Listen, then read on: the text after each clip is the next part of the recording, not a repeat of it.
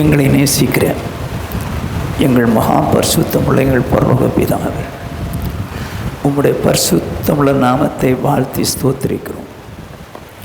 தகப்பனே, இம்மட்டும் உம்முடைய பிள்ளைகள் பாடி துதித்து ஆராதிக்க உதவி செய்தீர். இப்பொழுதும் நீர் வந்திருக்கிற என்னோடும் எங்களோடும் பேசுவீராக. உம்முடைய வசனங்களை கேட்பதற்கு உணர்வுதார், வாழ்வதற்கு கிருபைதார். இயேசு கிறிஸ்துவின் இன்ப நாமத்தில் வேண்டிக் கொள்கிறோம், ஜீவனுள்ள பிதாவே, ஆமென். கர்த்தருக்கு மகிமை உண்டாகட்டும். இயேசு கிறிஸ்து பாவிகளை ரட்சிக்க வந்தார் என்பது எல்லாருக்கும் தெரியும், எல்லாருக்கும் தெரியும். ஆனால் இன்னும் அநேகர் ரட்சிக்கப்பட மாட்டேங்கிறாங்களே. ஏன்? ரட்சிக்க வந்தார்னு தெரியும், ஆனால் ரட்சிக்கப்பட மாட்டேங்கிறாங்க. நீங்கள் ரட்சிக்கப்பட வந்தார்னு தெரிந்தும் ரட்சிக்கப்படலைன்னா அவர் வந்ததுனால உங்கள் வாழ்க்கையில் வேஸ்ட் ஆயிரும், உங்கள் வாழ்க்கை வேஸ்ட் ஆயிரும். கட்டாயம் ரட்சிக்கப்படணும். ரட்சிக்கப்படுறதுனா என்ன அப்படின்னு இயேசு சொன்னார். மார்க் எழுதின சுவிசேஷம் 16வது அதிகாரம் 16வது வசனம். விசுவாசம் உள்ளவனாகி ஞானஸ்நானம் பெற்றவன் ரட்சிக்கப்படுவான். போதும், இயேசு தான் சொல்றாரு, விசுவாசம் உள்ளவனாகி ஞானஸ்நானம் பெற்றவன் ரட்சிக்கப்படுவான். அது என்ன விசுவாசம்? இயேசு தேவனுடைய குமாரன் என்று விசுவாசிக்க வேண்டும். இரண்டாவதாக, அவர் எனக்காக இந்த உலகத்துக்கு வந்தார், அடிக்கப்பட்டார், இரத்தம் சிந்தினார், மரித்தார், 3ஆம் நாள் உயிரோடு எழும்பினார் என்று விசுவாசிக்க வேண்டும்.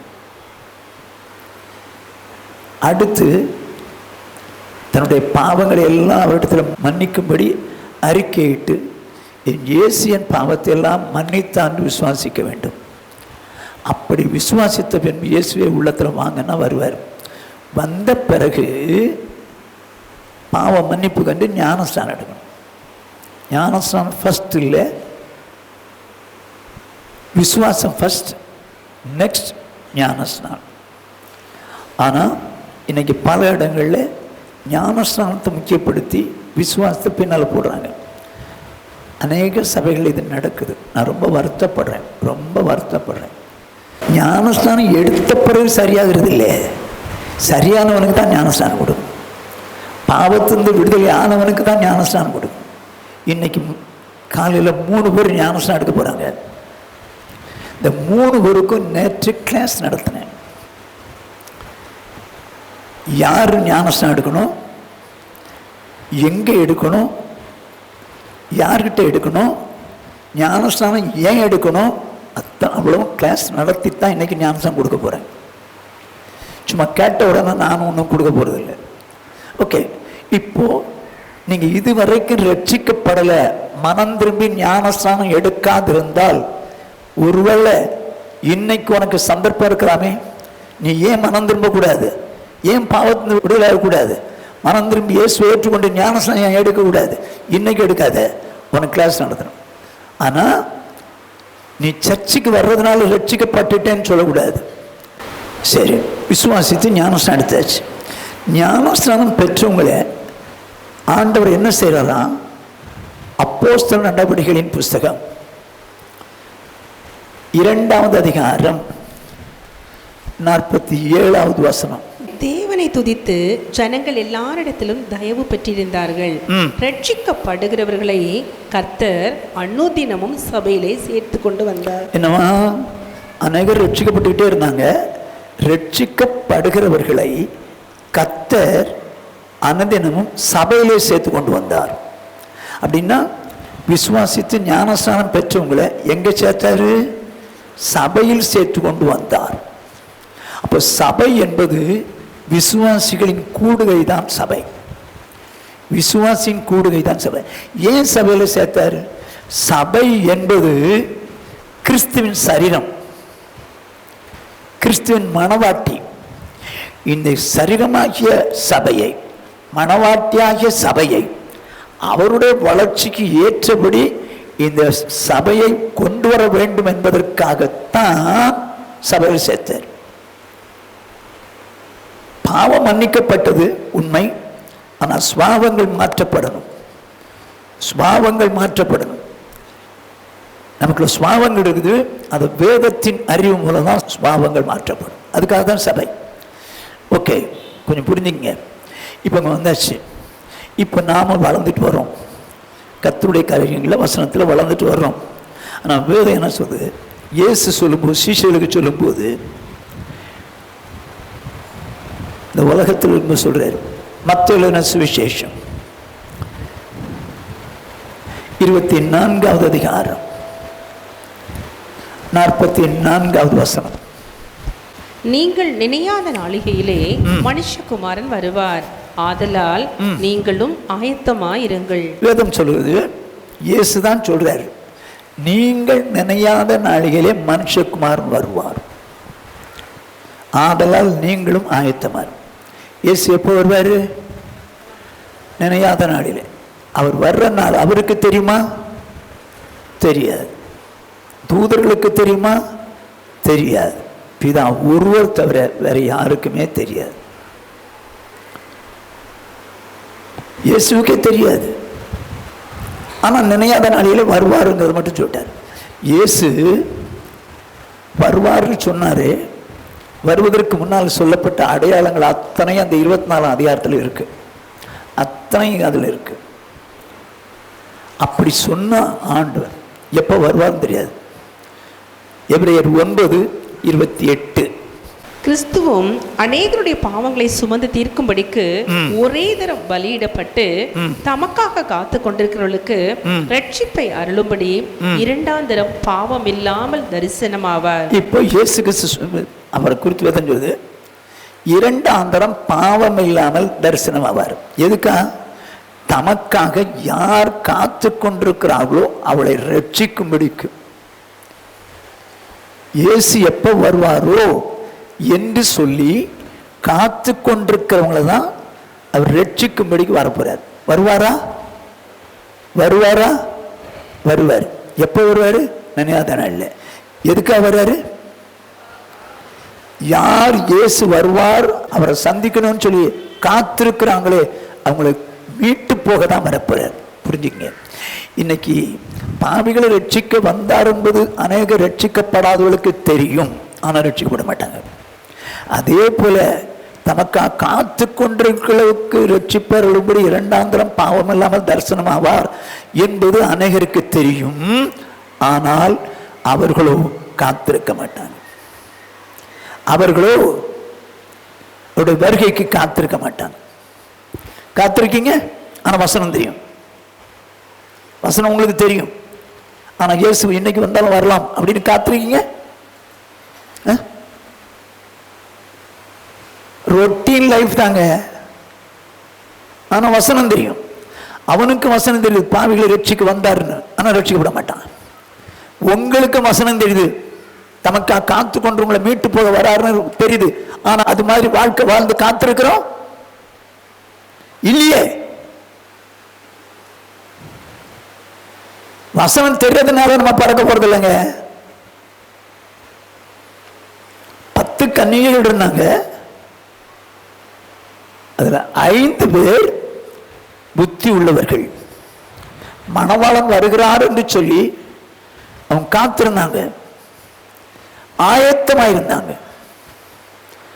ஆயத்தமா இருந்த 5 பேர் பறந்துட்டாங்க.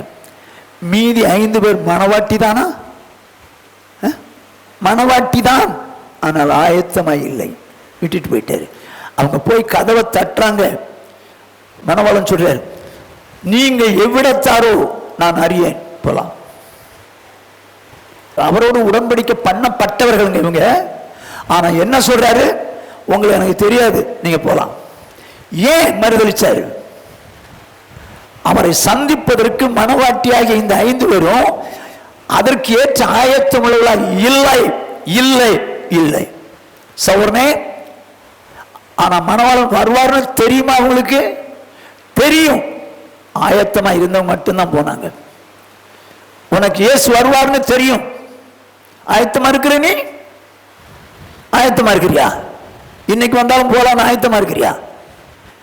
தெரிஞ்சு நீ ஆயத்தமா இல்லைன்னா தெரிஞ்சது வேஸ்ட் இல்லை. தெரிஞ்சதே வேஸ்ட் ஆச்சு. சும்மா நானும் ஆயத்தமாக இருக்குன்னு சொல்ல வேண்டிய, ரட்சிக்கப்பட்டிருக்கேன், ஞானம் சார்ந்திருக்கேன், அபிஷேகம் பெற்றிருக்கேன், நானும் ஆயத்தமாக இருக்குன்னு சொல்லி வேண்டியதே. +2 எழுதணுமெல்லாம் நான் நல்லா எழுதியிருக்கேன், பாஸ் பண்ணுவேன் தான் சொல்லுவான். ரிசல்ட் வந்தால் தானே தெரியும். ரிசல்ட் வந்தால் தானே தெரியும். அதுபோல் இயேசு வரும்போது நீங்கள் ஆயத்தமாக இருக்கிறீங்களா இல்லையாங்கிறது அன்னைக்கு தானே தெரியும். இன்னைக்கு நான் உங்ககிட்ட கேட்டால் என்ன சொல்வீங்க? ஆயத்தமாக இருக்குன்னு தான் சொல்வீங்க.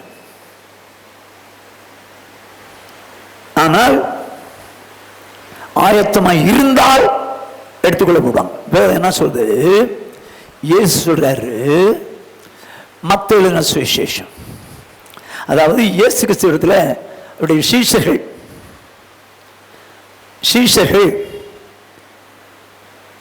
ஆண்டவரே உம்முடைய வருகைக்கும் உலகத்தின் முடிவுக்கும் அடையாளம் என்ன அப்படின்னு கேட்கிறாங்க. அதுக்கு இயேசு பல காரியங்களை சொல்லிட்டு வர்றாரு, அடையாளங்கள் பல காரியங்களை சொல்லிட்டு வர்றாரு. எல்லாமே நடந்துகிட்டு இருக்குது. ஆனால் கவனமா கேட்டுங்க,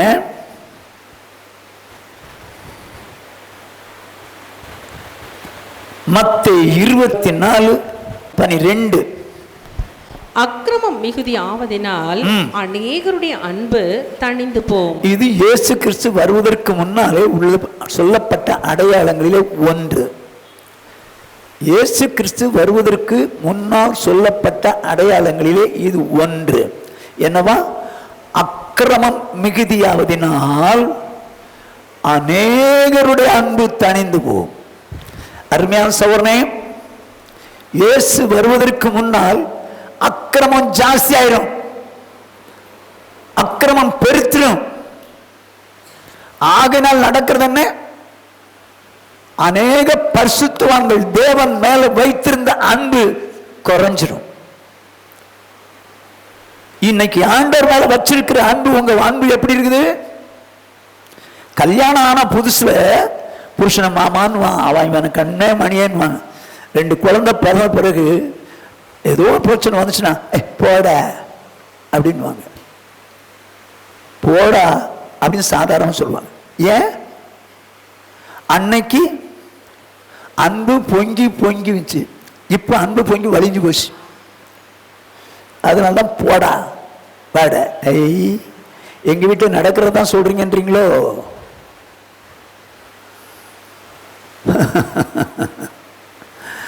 நிறைய வீட்டில் நடந்தாலும் சொல்ல மாட்டோமே.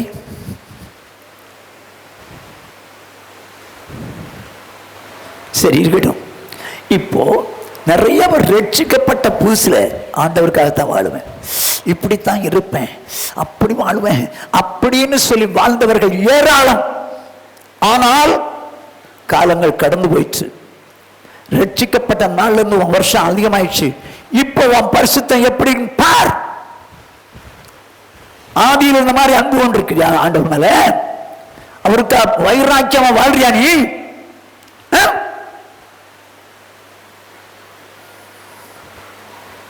அந்த அன்பு குறைஞ்சு போச்சுப்பா. ஆனா கேட்டா, எப்போ வருவீர் என் ஆத்மநாதா, என்றே என் உள்ளம் வஞ்சிக்குதே. இந்த பாட்டு தெரிஞ்சதுனால பாடுற, ஆனா உண்மையா பாடல. யோசித்து பாரு. இன்னைக்கு வந்தாருன்னா நீ போயிருவியா? அக்கிரம் மீதியாதனால உன் வாழ்க்கையில தேவன் மேல வைத்திருந்த அன்பு குறைஞ்சு போச்சு. அன்னைக்கு படம் சினிமா தியேட்டர்ல போய் பார்த்தான். இன்னைக்கு தியேட்டர்ல எல்லாம் பார்க்கறது இல்லை, வீட்டுக்குள்ளே பார்ப்போம், மொபைல்லே பார்ப்போம். அன்னைக்கு படம் பார்க்க மாட்டேன், ஐயோ அப்படி இருக்க மாட்டேன், இப்படி இருக்க மாட்டேன் அப்படின்னு சொல்லி வாழ்ந்த காலம் உண்டு. கிராமத்தில் இருக்கிறவங்க ஐயோ நான் ஆண்டவருக்கு அப்படி வாழ்வேன்னு வாழ்ந்தாங்க. சென்னைக்கு வந்தாங்க. சென்னைக்கு வந்த பிறகு சென்னையில் உள்ள கலாச்சாரங்களை பார்த்து நம்மளால அப்படிலாம் வாழ முடியாது அப்படின்னு சொல்லி பெண்கள் அழகாக அலங்கரிச்சு கவர்ச்சிகரமா வாராங்க. இந்த கவர்ச்சியில அவன் விழுந்துடுறான். ஜாக்கிரதை, சபையே ஜாக்கிரதை. ஆதியில நல்லாதான் இருந்த, ஆண்டவர் மேல் அன்பு கொண்டவனா தான் இருந்தேன். நான் வாலிப பிள்ளைகள் சொல்றேன், ரொம்ப ஜாக்கிரதை, வாலிப வயசு ரொம்ப ஜாக்கிரதா காத்துக்கணும். என்னை எவன் பார்ப்பான்? ஒருத்தனும் பார்க்க மாட்டான், மேல உள்ள பார்ப்பாரு சொல்லிட்டு இப்ப 13வது வசனம் என்ன சொல்றாரு பாரு. முடிவு பரியந்தம் நிலை நிற்பவனே ரட்சிக்கப்படுவான். கர்த்தருக்கு மகிமை உண்டாகட்டும். என்னவா, இப்போ அக்கிரமம் மீதியாவதுனால அநேகருடைய அன்பு தணிஞ்சிடும், அநேக பரிசுத்தவங்களுடைய அன்பு தணிஞ்சிடும். ஆனால் முடிவு பரியந்தம் நிலைத்திருக்கவன் தான் இயேசு வரும்போது ரட்சிக்கப்படுவான். முடிவு எங்க நிற்கணும்? நான் அப்பெல்லாம் எப்படி வாழ்ந்த தெரியுமா பிரதர் ஆண்டவருக்காக? இப்போ ஏதோ ஓடுது வண்டி, வேஸ்ட் வேஸ்ட். ஆரம்பத்திலே ஆவியிலே நடந்தீங்க, இப்ப மாம்சத்துல முடிவு பெறீங்க. அருமையான தேவஜனமே, நல்ல கவனமா கேட்டுக்கோ. நீ இன்னைக்கு லெவல்ல ஆண்டவர் வந்த பாருங்க, வேதம் என்ன சொல்லுது? முடிவு பரியந்தம் நிலைத்திருக்கிறவன் தான் ரட்சிக்கப்படுவான். அப்படின்னு அர்த்தம் என்ன? முடிவு பரியந்தம் எதுல நிலைச்சிருக்கணும்? எதுல நிலைச்சிருக்கணும்? வேதம் என்ன சொல்லு பார்ப்போம். 1 யோவான் 3வது அதிகாரம் 6வது வசனம். அவரில் நிலைத்திருக்கிற எவனும் பாவம் செய்கிறது இல்லை, பாவம் செய்கிற எவனும் அவரை காணவும் இல்லை, அவரை அறியவும் இல்லை. என்ன சொல்ல பாருங்க, அவரில் அப்படின்னா இயேசு கிறிஸ்துவில் நிலைத்திருக்கிற எவனும் பாவம் செய்கிறது. ஃபர்ஸ்ட் பாயிண்ட், அவரில் நிலைத்திருக்கணும், அவரில் நிலைச்சிருக்கணும், முடிவுரையும் நிலைச்சிருக்கணும். இப்ப நிலைச்சிருக்கிறேங்கிறது வேறு. இயேசுதான் சொன்னார், முடிவு பரியந்தம் நிலைத்திருக்கிறவனே ரட்சிக்கப்படுவான். எதுல நிலைச்சிருக்கணும்? அவர்கள் கிறிஸ்துவில் முடிவு பரியந்தம் நிலைச்சிருக்கணும். அப்படி நிலைச்சிருக்கிறவன், நான் சொல்லல, வேதம் சொல்லுது, பாவம் செய்ய மாட்டான். கிறிஸ்துவில் நிலைத்திருக்கிற எவனும் பாவம் செய்ய மாட்டான். பாவம் செய்கிற எவனும் கிறிஸ்துவில் நிலைத்திருக்கவில்லை. இப்ப யோசித்து பார், வாழ்க்கையில ரகசிய பாவம் இல்லை, தனிப்பட்ட முறையில பாவம் இல்லை, பொறாமை இல்லை, பெருமை இல்லை, சினிமா இல்ல, சீரியல் இல்ல. எத்தனை பேர் கடன் வாங்கிட்டு ஏமாத்திட்டு இருக்கிற? எத்தனை பேர் கடன் வாங்குற? எங்க நமக்கு தெரியுங்க, பண ஆசை எல்லாத்தையுமே வேறுன்னு. ஆனா எத்தனை பேரு பிட்காயின் அது இதுன்னு சொல்லி எதிலே உட்கார்ந்து இருக்காங்க? வேற எங்கேயும் போக முடியல. வீட்டுக்குள்ள ஆபீஸ்க்குள்ள உட்காந்து மொபைல்ல தள்ளிக்கிட்டே இருக்க வேண்டியது. என்ன ஓடுது, என்ன கிடைக்குது, கேடு. இவங்கெல்லாம் என்ன சொல்றாங்க? உமக்காக தானே ஐயா உயிர் வாழ்கிறேன் ஐயா. போற சும்மா ஏமாத்திட்டாலே நீங்க. உனக்குள்ள பண ஆசை, அதனால இந்த மாதிரி செய்யற, கடன் வாங்குற, ஏமாத்துற. இப்ப நான் சும்மா கேட்கிறேன், எத்தனை பேர்ட்ட கிரெடிட் கார்டு இருக்கு? ஓ என்னையா அது, கிரெடிட் கார்டு இல்லாதவன் மனுஷனாவே அப்படின்றீங்களா? உன்கிட்ட கிரெடிட் கார்டு வச்சு நீ யூஸ் பண்றேன்னு வச்சுக்கையா, நான் சொல்றேன், நீ கடன்ல இருப்ப. எப்படியாவது வாங்கி கடன் வர பரலோகத்துக்கு போவியா? போக மாட்டேன். இன்னைக்கு ஷேர் மார்க்கெட்ல உள்ள நுழைஞ்சு, பிட்காயின் உள்ள நுழைஞ்சு என்ன தேடுறது? வேலை கூட செய்ய மாட்டாங்க. எப்பவுமே மொபைல்ல ஏறுதா இறங்குதா, ஏறுதா இறங்குதா. ஐயோ, இவங்கெல்லாம் விசுவாசிகள். எத்தனை பேர் அப்படி உட்கார்ந்துருக்க? எங்க கடன் வாங்குறீங்க?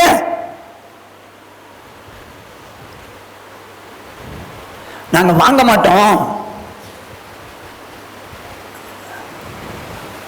ஆனா கடன் வாங்குறவங்களுக்கு ஷூரிட்டி போடலாமா? போடலாமா? நாங்க வெளி ஆட்களுக்கெல்லாம் போடுறது இல்லைங்க, என் வீட்டுக்குள்ள இருக்கிறவங்க தான் போடுறேன். நோ. யாருக்கு நீ ஷூரிட்டி போட்ட? எஸ் வந்தா யாருக்கா ஷூரிட்டி போட்டியோ அவங்க கூட உள்ள பறந்துடலாம், நீ பறக்க முடியாது. ஏன்னா கடன் வாங்கக்கூடாது.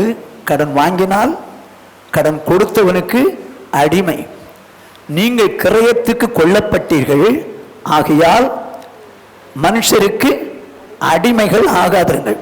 கடன் வாங்கிட்டு நீ வந்து இது மாதிரிலாம் பண்ணிட்டு இருக்கன்னு வச்சுக்க, நீ தேவனோடு கூட நிலைச்சிருக்கணும் இல்லை.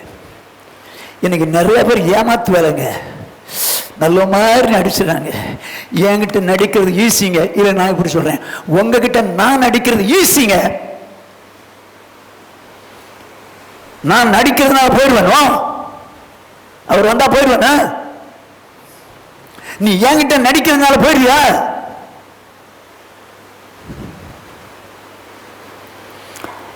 வேதனைக்குரிய காரியங்கள். அவரில் நிலைச்சிருக்க பாவம் செய்ய மாட்டான். யோசித்து பார். பாவம் செய்யல, நீ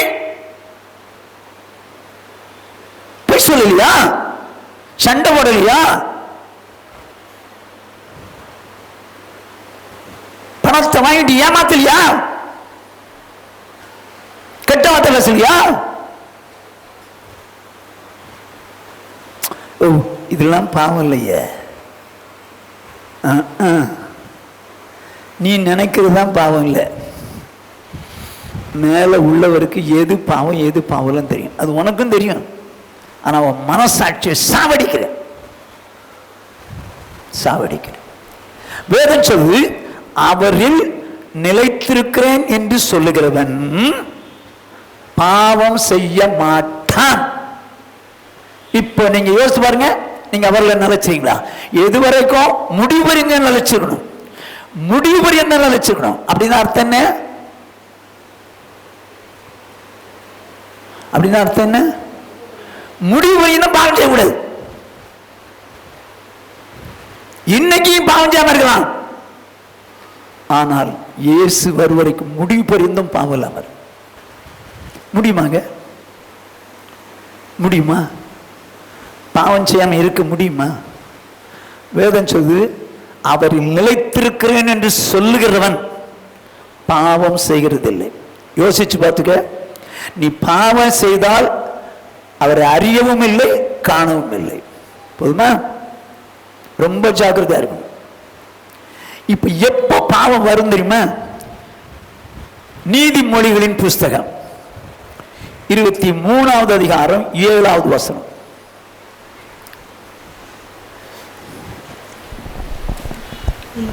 அவன் இருதயத்தின் நினைவு எப்படியோ அப்படியே அவன் இருக்கிறான். என்ன சொல்லுது பாருங்க? அவன் இருதயத்தின் நினைவு எப்படியோ அப்படியே இருக்கான். ஒருத்தன்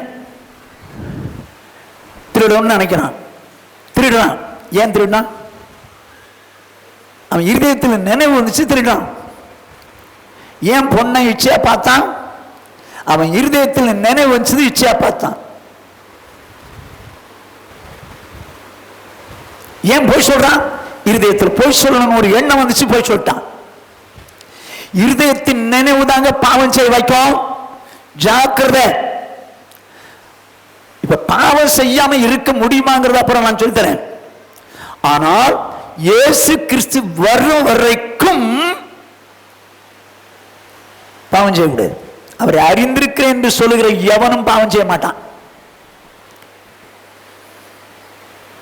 அப்படியானா பாவம் செய்யாம இருக்க முடியுமா? இருக்க முடியுங்கிறத நான் ப்ரூவ் பண்றேன். சரியா? அந்த நினைவு தான் ஒருத்தர் பாவம் செய்ய வைக்குது. இப்போ ஒருத்தன் சினிமா போறாங்க. ஏன் போனா?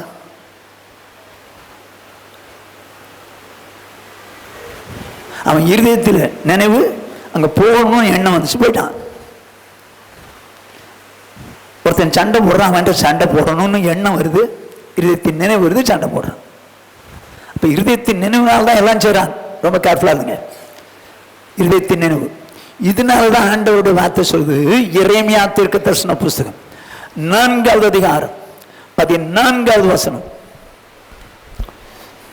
எருசலேமே, நீ ரட்சிக்கப்படும்படிக்கு உன் இருதயத்தை பொல்லாப்பர கழுவு. எந்த மட்டும் அக்கிரம நினைவுகள் உன் உள்ளத்திலே தங்கும். என்ன சொல்றாரு? எருசலேமே, நீ ரட்சிக்கப்படும்படிக்கு உன் இருதயத்தை பொல்லாப்பர கழுவு. எந்த மற்ற அக்கிரம நினைவு உள்ளத்தில் இருக்கும். நீ ரட்சிக்கப்படணும்னா, முடிவறிந்த நிலைச்சிருக்கணும்னா, இயேசு வரும்போது ரட்சிக்கப்படணும்னா அக்கிரம நினைவு கூடாது. அக்கிரம நினைவு இருக்கிறனால தான் அக்கிரமம் சேரும். அக்கிரம நினைவு இருக்கிறனால தான் அக்கிரமம் சேரும். இந்த ரட்சிக்கப்படும்னால் அதெல்லாம் ரொம்ப ஈஸிங்க, நம்ம பாவம் செய்யுது. ஆனா இப்போ நீங்களும் நானும் பாவம் செய்யக்கூடாது அப்படின்னு ஒரு முடிவு எடுத்தாதான் உங்க இருதயத்தில் தோன்ற பாவமான எண்ணத்தை நீங்க அடிச்சு காலி பண்ணலாம். வேதம் சொல்லுது, பிசாசுக்கு இடம் கொடாதிருங்கள், பிசாசுக்கு எதிர்த்து நில்லுங்கள், அப்பொழுது அவன் உங்களை விட்டு ஓடி போவான். பிசாசுக்கு இடம் கொடுத்து யார் கையில தான் இருக்குது? நம்ம கையில தான் இருக்குது. யூதாஸ் காரியத்துடைய உள்ளத்தை அவன் தூண்டினான், இயேசுவை காட்டி கொடுக்கும்படி தூண்டினான். என்ன நடந்தது? அவன் இடம் கொடுத்தான், சாத்தான் உள்ள புகுந்தான். காட்டி கொடுத்தானா? உள்ள புகுந்தானா இல்லையா? கிட்டத்தட்ட 50 நிமிஷம் கழிச்சு உள்ள புகுந்தாங்க. ஏன் தெரியுமா? அவன் இடம் கொடுத்தான், உள்ள புகுந்தான். சௌர்ணே, நீ பாவம் செஞ்சது எதனால தெரியுமா? சாத்தானுக்கு இடம் கொடுத்தனால்தான் பாவம் செஞ்ச. நீ பாவம் செய்வாயானால் நீ அவரை அறியல, அவரில் நிலைச்சிருக்க முடியும். நம்ம சபையில் எத்தனை பேர் அவர்களை நிலைச்சிருக்கோம், அறிஞ்சிருக்கிறோம், எத்தனை பேர் சொல்ல முடியும்னு எனக்கு தெரியல. என்ன பொறுத்தளவுக்கு பாவம் செய்யறதை விட செத்துருவேன். ஏன் பாவம் செய்றேன்? என்னுடைய ஆசைக்காக தான் பாவம் செய்றேன், என்னுடைய விருப்பத்துக்காக தான் பாவம் செய்றேன். ஏன் நீ பாவம் செய்ற? உன் விருப்பத்தை நிறைவேற்ற பாவம் செய்ற. ஆனா தேவன் விருப்பம் இல்லைங்கிறத புரிஞ்சா நான் செய்ய மாட்டேன்னு இல்லை, செய்ய மாட்டேன்னு சொல்லு.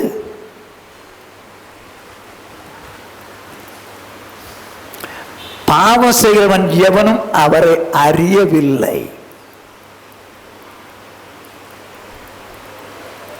தேவனை அறிந்திருக்கிறேன் என்று சொல்கிறவன் எவனும் பாவம் செய்ய மாட்டான்.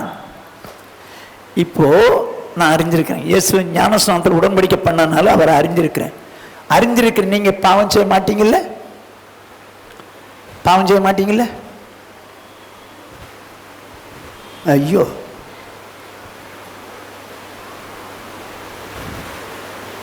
நீங்க பாவம் செஞ்சீங்கன்னா நீங்க அவரை அறியலைன்னு அர்த்தங்க. அவர் அறியவே இல்லைன்னு அர்த்தம். சரி, பாயிண்ட் வருவோம். இப்போ பாவம் செய்யாம மறுக்கணுங்க. அவர் அறிந்திருக்கிறேன் என்று சொல்கிற எவனும் பாவம் செய்ய மாட்டான். அவர் அறிஞ்சிருக்கிறோம், அதாவது ரட்சிக்கப்பட்டு ஞாபகம் எடுத்ததுனால அறிஞ்சிட்டோம். பாவம் செய்யாம இருக்கணும். என்ன செஞ்சா பாவம் செய்யாம இருக்கலாம்? 1 யோவான் 3வது அதிகாரம் 6வது வசனம். அவரில் நிலைத்திருக்கிற எவனும் பாவம் செய்கிறதில்லை, பாவம் செய்கிற எவனும் அவரை காணவும் இல்லை, அவரை அறியவும் இல்லை. என்ன சொல்லுது பாருங்க, அவரில் நிலைத்திருக்கிறவன் எவனும் பாவம் செய்ய மாட்டான். பாவம் செய்கிற எவனும் அவரை காணவும் இல்லை, அறியவும் இல்லை. இப்போ நீங்க பாவம் செஞ்சீங்கன்னு வச்சிங்களேன், அவர் அறியலை, அவரை காணவும் இல்லை. உங்க மனசாட்சியை தொட்டு பாருங்க. இப்போ பாவம் செய்றீங்களான்னு, பாவம் செய்றீங்களான்னு தொட்டு பாருங்க.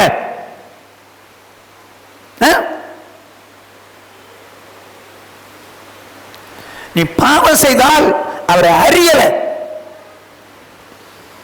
அவரை காணவும் இல்லை. சரிங்க, பாவம் செய்யாம இருக்கணும். எப்படிதான்? 9ஆம் வசனத்தை வாசிக்கலாம்.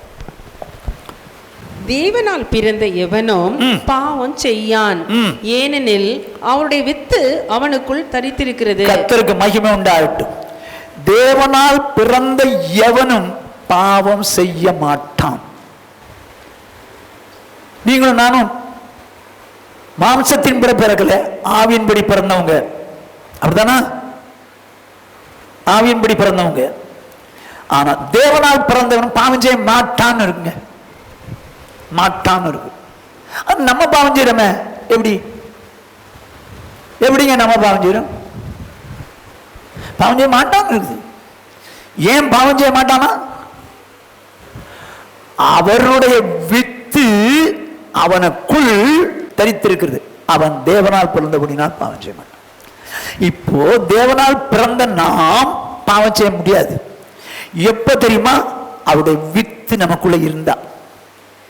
அவருடைய வித்து நமக்குள்ள இருந்தால் பாவம் செய்ய விடாது. நான் எப்படின்னு உங்களுக்கு சொல்றேன். அப்படின்னா அவருடைய வித்து என்பது என்ன? அவருடைய வித்து ஏங்க, நான் இப்படி கேட்குறேங்க, நீங்க பாவம் செய்யாம வாழணும்னு ஆசைப்படுறீங்களாங்க? அவங்களுக்கு தான் சொல்லி கொடுக்கணும். பாவம் செய்யணும், என்னால் முடியாதுங்க, விட்டுருங்க அப்படின்னு சொன்னா உங்களுக்கு சொல்லி கொடுத்தா பெஸ்ட். அவர்கள் நிலைச்சிருக்க விரும்புகிறேன், ஆகவே நான் பாவம் செய்ய மாட்டேன் வாஞ்சிக்கிறவங்களுக்கு நான் சொல்லிக் கொடுக்குறேன். வாஞ்சிக்கிறவங்களுக்கு சொல்லிக் கொடுக்குறேன். வாஞ்சே இல்லாதவனுக்கு எதுக்கு நான் சொல்லிக் கொடுக்கணும்? என்ன சொல்லுது வேதம்? தேவனால் பிறந்த எவனும் பாவம் செய்ய மாட்டான். ஏன் பாவம் செய்ய மாட்டான்? அவருடைய வித்து அவனுக்குள் தரித்திருக்கிறது. அப்படியா? வித்துனா என்ன? 1 பேதுருவின் புஸ்தகம் 1 பேதுரு 1:23. அழிவுள்ள வித்தினாலே அல்ல, என்றென்றைக்கும் நிற்கிறதும் ஜீவன் உள்ளதுமான தேவ வசனமாகிய அழிவில்லாத வித்தினாலே மறுபடியும் ஜெனிப்பிக்கப்பட்டிருக்கிறீர்களே. தேவனால் பிறந்த எவனும் பாவம் செய்ய மாட்டான், ஏன்னா அவருடைய வித்து அவனுக்குள் தரித்திருக்கிறது. அப்படி வித்துன்னா என்ன?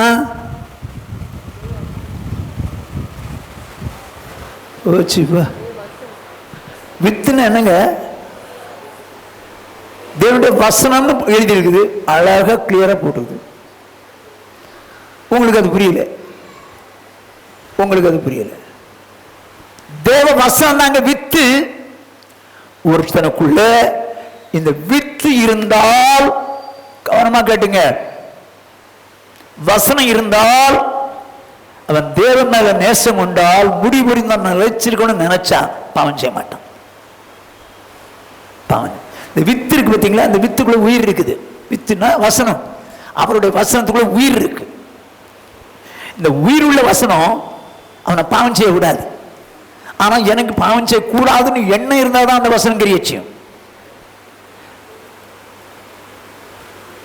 யாருக்கும் தெரியாம பாவம் செய்யலாமா அப்படி நினைச்சேன்னா அந்த வசனம் கிரியச்சியாது. நான் எப்படின்னு உங்களுக்கு புரியுற மாதிரி சொல்றேன். இப்போ 1 யோவான் 5 அதிகாரம் 18 வசனம். தேவனால் பிறந்த எவனும் பாவம் செய்யான் என்று அறிந்திருக்கிறோம். இப்போ வசனம், தேவனால் பிறந்த எவனும் பாவம் செய்யான் என்று அறிந்திருக்கிறோம். தேவனால் பிறந்தவன் தன்னை காக்கிறான். தேவனால் பிறந்தவன் தன்னை காக்கிறான், பொல்லாங்கன் அவனை தொடான். போதுமா? இப்ப சாத்தான் தான் உங்களை என்ன பண்ண வைக்கிறது? பாவம் செய்ய வைக்கிறது. ஆனா இப்ப சாத்தானால உங்களை பாவம் செய்ய வைக்க முடியலையா? ஏன் ஏன் ஏன்? அவன் தன்னை காக்கிறான். எதை வச்சு காக்கிறான்? வசனத்தை வச்சு. ஏங்க, உங்களுக்குள்ள வசனம் இருந்தாதாங்க நீங்க பாவம் செய்ய முடியாது. பாவம் செய்ய முடியாது. இந்த வசனம் தாங்க காக்கும். இப்ப இந்த வசனம் உள்ளத்துக்குள்ள வச்சுக்கணும். பாவம் செய்யற சூழ்நிலையில இந்த வசனத்தை வச்சுதான் நீங்க அடிக்க முடியும். பிசாசுக்கு இடம் கூடாதிருங்கள், பிசாசுக்கு எதிர்த்து நில்லுங்கள், அப்பொழுது அவன் உங்களை விட்டு ஓடி போவான். இப்ப தோன்றான் சாத்தான். சாத்தான் தோன்றான். சும்மா சொல்றேன். ஒருத்தர் போறாரு, ஒரு 100 ரூபா பாக்கெட்ல இருந்து தெரியாம கீழே போட்டு போயிட்டாரு. சாத்தான் சொல்கிறான், இப்போ அற்புதராஜ் 2 நாளாக பட்னி, ஆண்டவர் உனக்குன்னே போட்டிருக்காப்பார், எடுத்துக்கன்னு தூண்டுறான். இது அடுத்தவனுடைய பணம்னு எனக்கு தெரியுது. தூண்டும் போது நான் இடம் கொடுத்தேன்னா உள்ள வந்துடுவான். உள்ள வந்துட்டான்னா என்னை பாவம் செய்ய வச்சிருவான், அதை எடுக்க வச்சிருவான். அதனால வசந்து பிசாசுக்கு இடம் கொடுக்காதீங்க, உள்ள கொடுக்காதீங்க. பிசாசு எதிர்த்து நில்லுங்கள், அப்பொழுது உங்களை. இப்ப அந்த எண்ணத்தை உண்டாக்குறான். நீங்க இந்த நேரத்தில் வசனத்தை வச்சு அவனை எதிர்த்து நிற்கணும். என்ன வசனம் சொல்வீங்க? இப்ப சூழ்நிலை பணம் கீழே கிடக்குது. நான் சொல்றேன், ஏய் சாத்தானே, பெண்ணை இச்சோடு பார்த்த வச்சார், போடா, இது போகாது, இது சூட்டபிள் வசனம் இல்லை, வசனம் தெரியாத வேண்டாம் அப்படின்னு சொல்லி திரும்ப வந்து தூண்டுவான். தூண்டும் போது போடா, களியாட்டு பாவண்டா, போடா, களியாட்டா, எனக்கு வசனம் தெரியலடா. இப்ப இந்த மாதிரி மாத்தி வசனம் சொன்னீங்கன்னா வைத்த வலிக்கு பதிலாக கண்ணு வலிக்குரிய ஊசியை போட்டான், கண்ணும் கெட்டு போச்சு, வயிறும் கெட்டு போச்சு.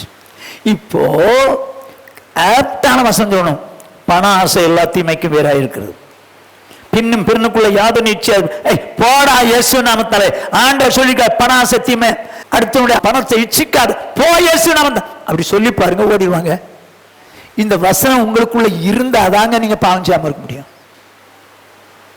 நீங்க வசனம் இருக்கணும்னு பைபிள் படிக்கிறீங்களா, இல்ல பைபிள் படிக்கிறதுனால ஆசீர்வாதம் படிக்கிறீங்களா? ஒழுங்கா சொல்லுங்க. இன்னைக்கு நிறைய பேரால பைபிள் படிச்சு அந்த வசனத்தை யூஸ் பண்ண முடியாம போனதுக்கு காரணம் தெரியுமா? அது உள்ளத்துல இருந்தது, என்னை காப்பாற்றணும்னு நினைச்சு படிக்கல. எதுக்கு படிக்கிறீங்க? ஆசீர்வாதம். அதனால படிச்சுக்கிறோம். Waste waste. அதனால்தான் சூழ்நிலை வருமா பாவம் செய்ய. நீ தேவனால் பிறந்த எவனும் பாவம் செய்ய மாட்டான், வித்து உள்ள இருக்குது. அருமையான சோதனை, சாத்தான் இருதயத்தை தூண்டும் போது பாவம் செய்ய மாட்டேன்னு சொல்லு, என்னால பாவம் செய்ய முடியாதுன்னு சொல்லு. எது வரைக்கும் சொல்லணும்? முடிவு பரியந்தம் பாவம் இல்லாம நினைச்சிருக்கணும், முடிவு பரியந்தம் நினைச்சிருக்கணும். நான் முன்னாலெல்லாம் ரொம்ப ஆண்டவருக்கா வைராக்கியமா இருப்பேன் பிரதர். ஐயோ எனக்கு சினிமானால வெறுப்பு பிரதர், ரொம்ப வருஷமா சினிமா பார்க்கல பிரதர், ஆனா இப்போ எப்பாவது பார்க்கிறேன் பிரதர். இது நடக்காத. ஏன் எப்பாவது பார்க்குற? எப்பவுமே பார்த்துக்க. உன்னால பாவம் செய்யாம இருக்க முடியல, பாவம் செய்யாம இருக்க முடியல, அதனாலதான் பாவம் செய்ற. சாத்தான் தூண்டுதலுக்கு இறங்கிற. நீ பாவம் செய்யாம இருக்கணும்னு நினைக்கிறியா பிரதர்? நான் அப்படி கேட்கிறேன். சிஸ்டர், பாவம் செய்யாம இருக்கணும்னு நினைக்கிறீங்களா? வசனத்தை மனசுக்குள்ள வச்சு வச்சு காத்துங்க. சூழ்நிலை வரும்போது சாத்தானை எழுத்து வசனத்தை வச்சு அடிச்சு பாருங்க, சாத்தான் ஓடிவா. உங்களால பாவம் செய்ய முடியாது, உங்களால பாவம் செய்ய முடியாது. ஓகே, முடிவறிந்த நிலைத்திருக்கணும். அப்ப முடிவறிந்த நிலைத்திருக்கணும் நினைக்கிறவன் எவ்வளவு நாள் பாவம் செய்யாம இருக்கணும்?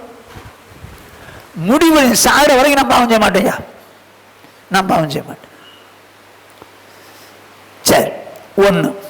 ரெண்டாவது, அவரில் நிலைத்திருக்கிறதுனா என்ன? இயேசு சொல்றாரு, யோவான் எழுதின சுவிசேஷம் 6வது அதிகாரம் 56வது வசனம். என் மாம்சத்தை புசித்து என் இரத்தத்தை பானம் பண்ணுகிறவன் என்னிலே நிலைத்திருக்கிறான், நானும் அவனிலே நிலைத்திருக்கிறேன். என்ன சொல்றாரு இயேசு கிறிஸ்து? என் மாமிசத்தை புசித்து என் இரத்தத்தை பானம் பண்ணுகிறவன் என்னில் நிலைத்திருக்கிறான். மரண பரியந்தம் அவர்கள் நிலைச்சிருக்கணும். அப்படின்னா அர்த்தம் என்ன? வேதம் சொல்லுது, இயேசு சொல்றாரு, என் மாம்சத்தை புசித்து என் இரத்தத்தை பானம் பண்ணுகிறவன் என்னில் நிலைத்திருக்கிறான், நானும். அப்போ இயேசுவிலே நிலைச்சிருக்கிறது எப்படி நிலைச்சிருக்க முடியும்? எப்ப எப்ப நிலைச்சிருக்கிறான்? என்னதான் படம் காமிக்கிற மாதிரி மொத்தத்தில் காமிச்சா கூட உங்களுக்கு புரியாதே. எப்படிங்க நிலைச்சிருக்க முடியும்?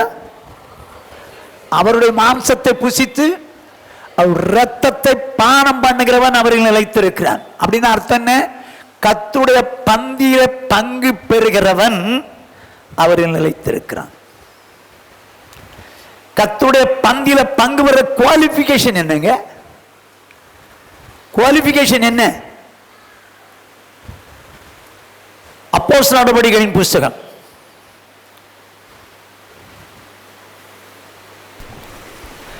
2வது அதிகாரம் 42வது வசனம். அவர்கள் அப்போஸ்தலருடைய உபதேசத்திலும், அவர்கள் இப்போதான் சபை ஸ்டார்ட் ஆகுது. சபையில் உள்ள அவர்கள் அப்போஸ்தலருடைய உபதேசத்திலும், அந்நியோன்யத்திலும், அப்பம் பிட்குதலிலும், ஜெபம் பண்ணுதலிலும் உறுதியாய் தரித்திருந்தார்கள். அவர்கள்ங்கிறது யாருன்னு பார்ப்போம். அப்போஸ்தலருடைய உபதேசத்திலும், அந்நியோன்யம்னா ஃபெலோஷிப், இது மாதிரி ஐக்கியம். அப்பம் பிட்குதல் அப்படின்னா என்ன? கம்யூனியன். ஜெபம் பண்ணுதலும் உறுதியாய் தரித்தார். அவர்கள்ங்கிறது யார்? இந்த அவர்கள் தான் அப்பம் விட்டாங்களாம். எல்லாரும் பிட்க முடியாது. அவர்கள் அப்பம் விட்டார். யார் அவங்க? இப்ப 38 இருந்து 42 வரைக்கும் வாசிங்க. பேதுரு அவர்களை நோக்கி, நீங்கள் மனம் திரும்பணும், ஒவ்வொருவரும் பாவ மன்னிப்புக்கு என்று இயேசு கிறிஸ்துவின் நாமத்தினாலே ஞானஸ்நானம் பெற்றுக் கொள்ளுங்கள். சரி, பாவ மன்னிப்புக்கு என்று ஞானஸ்நானம் பெறணும். அப்பொழுது பரிசுத்த ஆவியின் வரத்தை பெறுவீர்கள். இப்ப ஆண்டவர் தருவார் பரிசுத்த ஆவி. வாக்குத்தத்தமானது உங்களுக்கும் உங்கள் பிள்ளைகளுக்கும் நம்முடைய தேவனாகிய கர்த்தர் வரவழைக்கும் தூரத்தில் உள்ள யாவருக்கும் உண்டாயிருக்கிறது என்று சொல்லி இன்னும் அநேக வார்த்தைகளாலும் சாட்சி கூறி மாறுபாடுள்ள இந்த சந்ததியை விட்டு விலகி உங்களை ரட்சித்துக் கொள்ளுங்கள் என்றும் புத்தி சொன்னான். பேதுரு அந்த யூதர்களுக்கு பிரசங்கம் பண்றான். நீங்க மனம் திரும்புங்க, பாவ மன்னிப்பு கண்டு ஞானஸ்நானம் பெறுங்க, தேவன் பரிசுத்த ஆவியை தருவார். அநேக வார்த்தைகளாலும் சாட்சி குறி, அது என்னன்னு தெரியாது நமக்கு. மாறுபாடு உள்ள சந்ததியை விட்டு விலகிக் கொள்ளுங்க. இதை சந்தோஷமாய் ஏற்றுக்கொண்டவர்கள், அவனுடைய வார்த்தையை சந்தோஷமாய் ஏற்றுக்கொண்டவர்கள் ஞானஸ்நானம் பெற்றார்கள், சேர்த்துக் கொள்ளப்பட்டார்கள். அவர்கள் அப்போஸ்தலர் உபதேசத்திலும், அந்நியோன்யத்திலும், ஜெபம் பண்ணுதலும், அப்பம் பிட்கதும் தரித்தினார். யார் அப்பம் பிட்டது? யாரு?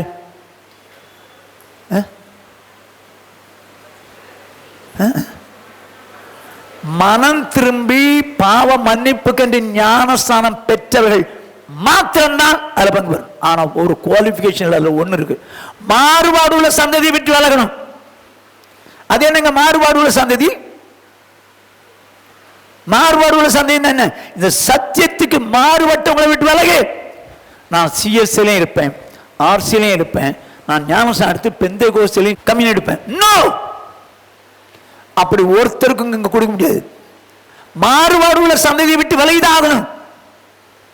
ஊருக்கு போனா சிஎஸ்ஐ, இங்கே வந்தா பெந்தேகோஸ்தே சபை.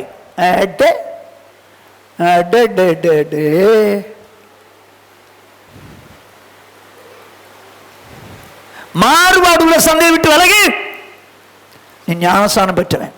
மாறுபாடு உள்ள சந்தையை விட்டு விலகி ஞானஸ்நானம் பெற்றிருக்கிற நீ கம்யூனி எடுக்கணும். எது வரைக்கும் கம்யூனி எடுத்தா என்ன அர்த்தம்?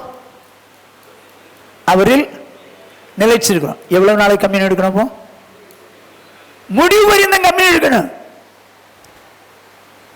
சிலர் சில வாரங்களில் கம்யூனி எடுக்க மாட்டாங்க. ஏன்? நான் சண்டை போட்டேன், நான் சினிமா பார்த்துட்டேன்,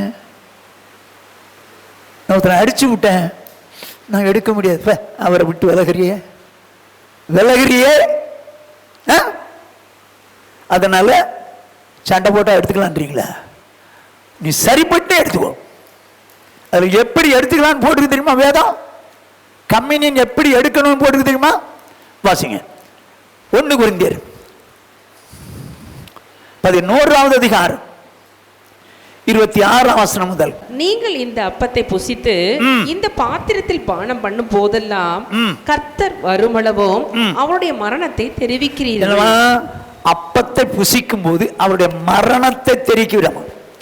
அவருடைய மரணத்தை தெரிவிக்கிறோமா?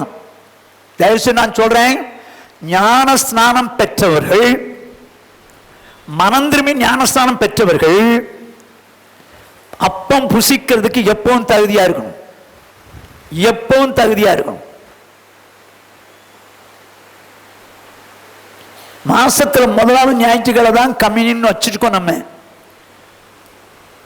அன்னைக்கு தான் தகுதியாயிரும். மற்ற நாள் எப்படி வேணாலும் இருக்கலாமா? நோ.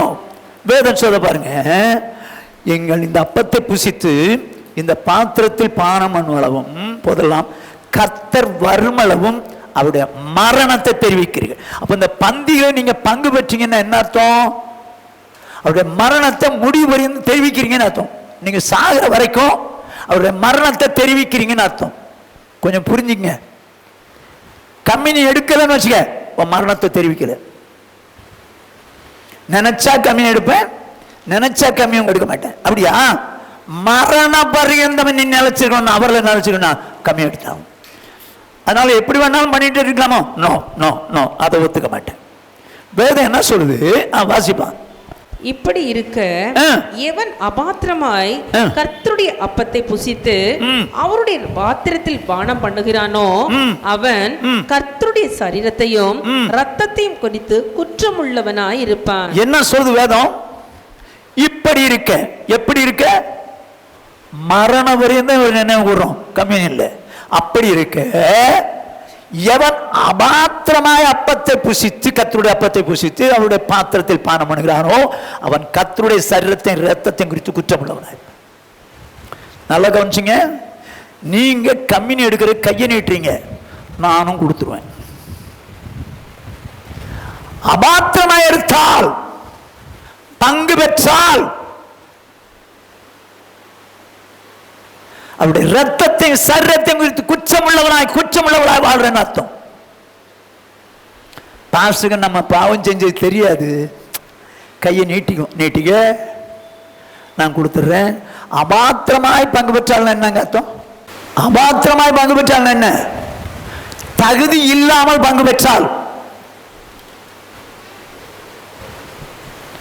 பாவம் செஞ்சுக்கிட்டு பங்கு பெற்றால் அவன் கர்த்தருடைய சரீரத்தை ரத்தத்தை குறித்து குற்றமுள்ளவனாய் மாறுகிறான்.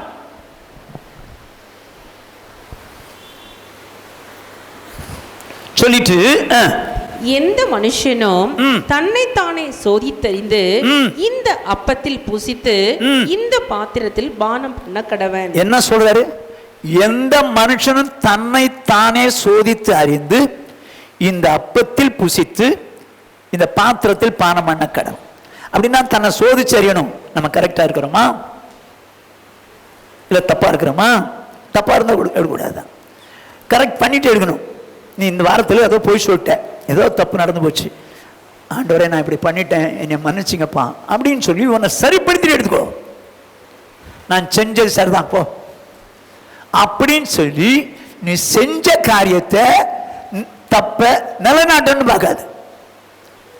ஏன்னா வேதம் சொல்லுது தன்னை சோதித்து அறிந்து இந்த அப்பத்தில் புசித்து இந்த பாத்திரத்தில் பானம் பண்ணக்கலாம். சொல்லிட்டு என்ன சொல்றார் பாருங்க.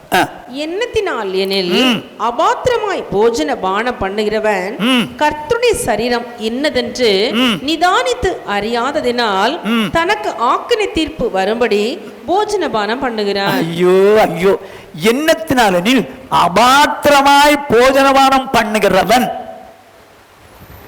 அப்படின்னா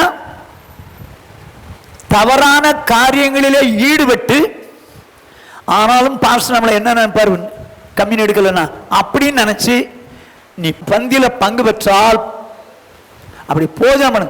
கர்த்தருடைய சரீரம் இன்னதென்று நிதானிக்கல. நீ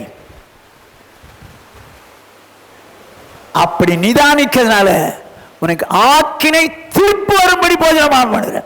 ஜாக்கிரதை. நம்ம வியாதி வந்த உடனே என்ன நினைப்போம்? ஏதோ something wrong in my body அப்படின்னு நிறைய டாக்டர் போயிட்டு பார்த்துட்டு வந்துடும். ஆனா ஏன் கர்த்தர் அனுமதிச்சார்? ஏன் என் சரீரத்தில் பலவீனத்தை அனுபவிச்சார், வியாதி அனுபவிச்சார்? இதை நம்ம சரிப்படுத்த தெரியாம அதை சரியாக்கும் நினைச்சா என்ன நடக்கும்? மூணாவதாக அநேகர் நித்திரையும் அடைந்திருக்கிறார்கள். செத்தாண்டா போ. கம்மினி எடுக்கிறவன் தன்னை தானே சோதித்து அறிந்து எடுக்கணும்.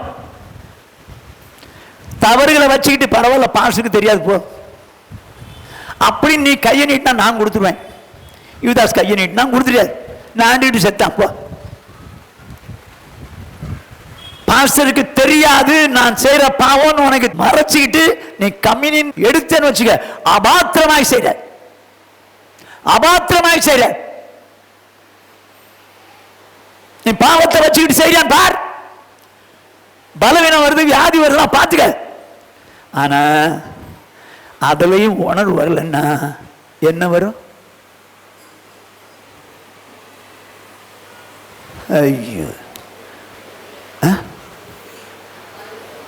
மரணம் வரும். மரணத்தை சந்திக்க ஆயத்தம் தானே? பரவாயில்லையா? திருந்திங்க. தவற வச்சுக்கிட்டு கம்மினி எடுக்காத. அவரில் நிலைத்திருக்கணும். நீ கர்த்தருடைய பந்தி ஆசரிக்கணும்.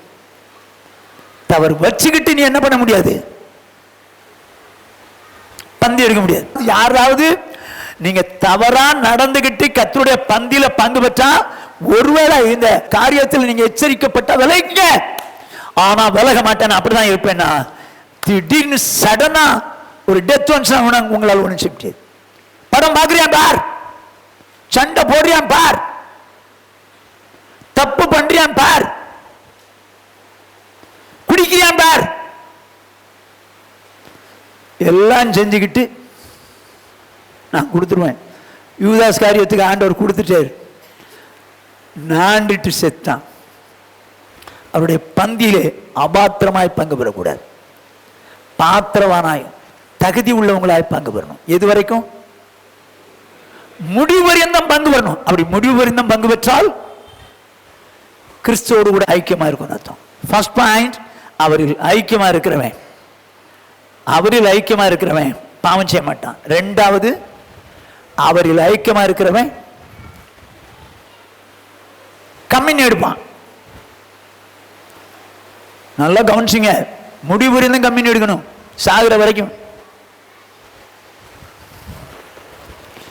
சரி, மூன்றாவதாக 2 யோவான் 9வது வசனம். கிறிஸ்துவின் உபதேசத்திலே நிலைத்திராமல் மீறி நடக்கிற எவனும் தேவனை உடையவன் அல்ல. நல்லா கவனிச்சுங்க, கிறிஸ்துவின் உபதேசத்தில் நிலைத்திராமல் மீறி நடக்கிற எவனும் தேவனை உடையவன் அல்ல. அது என்ன? கிறிஸ்துவின் உபதேசத்தில் நிலைத்திராமல் தேவனை உடையவன் அல்ல. எங்க தேவனுடைய உபதேசத்தை தான் கிறிஸ்து உபதேசித்தார். கிறிஸ்துவின் உபதேசம் யாருடையது? தேவனுடையது. அதனால அவன் சொன்னது, கிறிஸ்துவின் உபதேசத்தில் நிலைத்திராமல் மீறி நடக்கிற எவனும் தேவனை உடையவன் அல்ல. கிறிஸ்துவின் உபதேசத்தில் நிலைத்திருக்கிறவனோ பிதாவையும் குமாரனையும் உடையவன். போதும். இப்போ முடிவு இன்னும் நிலைத்திருக்கவன் வச்சுக்கிடுவான். முதல்ல அவரில் நினைச்சிருக்கணும், பாவம் செய்யாம இருக்கணும். அவரில் நினைச்சிருக்கணும், பயபக்தியோடு கூட கம்மி எடுக்கணும். மூணாவது, எதுல நிலைச்சிருக்கணுமா? கிறிஸ்துவின் உபதேசத்தில். கிறிஸ்துவின் உபதேசத்தில் கவனமா கேட்டுங்க. நீங்க பைபிள் படிக்கும் போது அது கிறிஸ்துவின் உபதேசம். 4 சுவிசேஷம் தான் உபதேசங்கிறது அல்ல. ஏன்னா இயேசுக்கு சொன்னாரு, நீங்க புறப்பட்டு போய் சகல ஜாதிகளையும் சீஷராக்கி பிதா குமாரன் பரிசுத்தாவின் நாமத்திலே அவர்களுக்கு ஞானம், நான் உங்களுக்கு கட்டளையிட்டு யாவையும் கைக்கொள்ளும்படி உபதேசம். அப்போ இந்த அப்போஸ்தலர்கள் நமக்கு சொல்லிக் கொடுத்த உபதேசம் யாருடையது? கிறிஸ்துவனுடையது. கிறிஸ்துவனுடையது. ஆனால் இந்த உபதேசத்துக்கு மாற எவனாவது எவளாவது சொன்னான்னு வச்சுங்க, ஏற்றுக்கொள்ளாத. அப்புறம் அது வசனம் பின்னால இருக்கும். உன் வீட்டுக்குள்ள ஏற்றுக்கொள்ளாத. இன்னைக்கு யாரோ உங்களுக்கு சொல்றாங்கன்னு சொல்லி வீட்டுக்குள்ள ஏத்திக்கிறீங்க. அவங்க என்ன உபதேசம் உங்களுக்கு தெரியுமா? என்ன உபதேசம் தெரியுமா? என்ன உபதேசம் தெரியுமா? எங்க நிறைய பேர் இன்னைக்கு ஊழியக்காரங்க வீடுகளுக்குள்ள போடுறாங்க.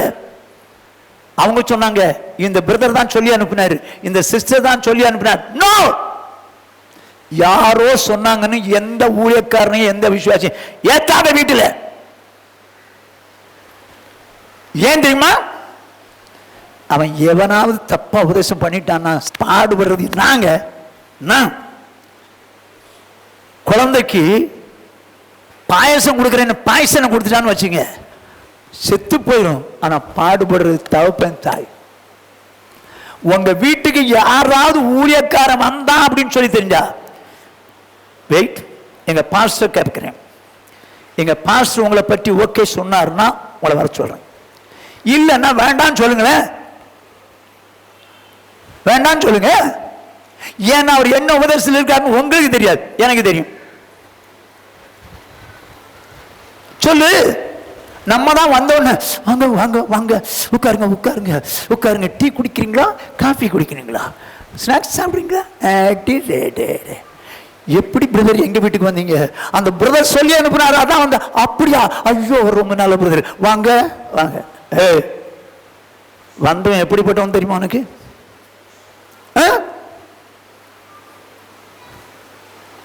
தேவனுடைய ஊழியக்காரங்க போர்வையில தப்பா நடக்கிறவன் நிறைய உள்ள வரான். ஜாக்கிரதை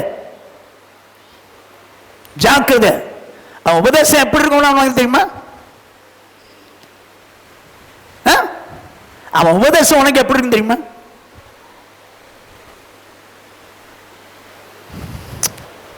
ஆனா யாரா வந்து நல்லது ஜெபம் பண்ணி நம்ம கஷ்டம் போயிடாதா நஷ்டம் போயிடாதான்னு சொல்லி கூப்பிட்டு வச்சு ஜெபம் பண்ணுறது, வேதனைங்க. சத்தியம் அறியாதவங்க அப்படி செய்யறாங்க. யாராவது வீட்டுக்குள்ள, உங்க வீட்டுக்கு ஒரு ஊழியக்கார் வர்றேன்னு சொல்றாரு, நீங்க என்ன செய்வீங்க?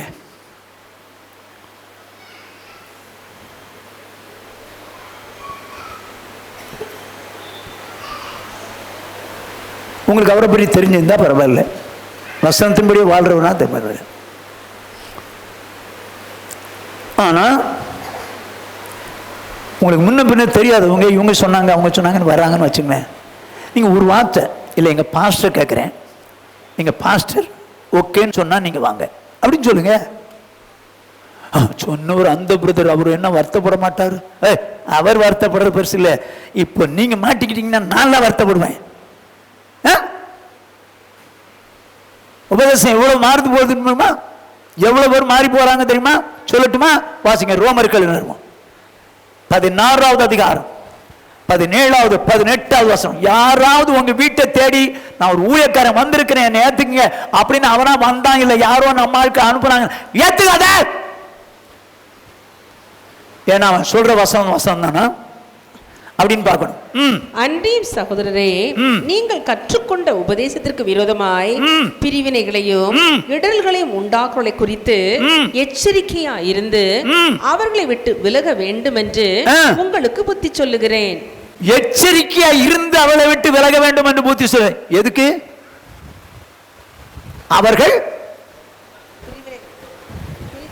நீ கற்றுக்கொண்ட உபதேசத்துக்கு மாறாக பிரிவினை உண்டாக்குறார்கள். நீ கற்றுக்கொண்ட உபதேசத்துக்கு மாறா தப்பா சொல்றான். இப்ப அது தப்பா ரைட்டா உனக்கு எப்படி தெரியும்? எப்படி தெரியும்? வசனத்தை வசனமா தரவா தெரிஞ்சிருந்தா அது தப்புன்னு தெரியும். இல்லைன்னா வசனத்தின்படி சொல்றான்னு அது தெரியும். உனக்கு தான் வசனமே அறகுறை தானே. அப்படி இருக்கும்போது வந்தாருங்க, சொன்னாருங்க, கை வச்சாருங்க, சுகம் ஆச்சுங்க, ஐயோ இனிமே அவர் தாங்க எனக்கு லீடர் அடிச்சக்க. இதனால்தான் இயேசு சொன்னார், அந்நாளில் அநேகர் என்னை நோக்கி உம்முடைய நாமத்தாலே அற்புதம் செய்தோமே, உம்முடைய நாமத்தாலே தீர்க்கதரிசனம் உரைத்தோமே, உம்முடைய நாமத்தாலே பிசாசுகளை விரட்டினோமே என்பார். நான் சொல்லுவேன், அவர் சொல்றார், அக்கிரம செய்கைக்காரரே என்னை விட்டு அகன்று போங்கள், ஒரு கால் உங்களை அறியவில்லை. அருமையானே, இப்ப அக்கிரமம் செஞ்சுக்கிட்டே அற்புதம் செஞ்சானா? அக்கிரமம் செஞ்சுக்கிட்டே தீர்க்கதரிசனம் உரைச்சானா? அக்கிரமம் செஞ்சுக்கிட்டே பிசாசை விரட்டினானா? என்ன இப்ப விரட்டின உடனே நீங்க நினைச்சுவீங்க, அவர் வந்து தான் பிசாசு போச்சு, அவர் வந்து தான் பிசாசு போச்சு, இனிமே அந்த அங்கிள் சொன்னபடி தான் நான் வாழுவேன். ஐயோ ஐயோ,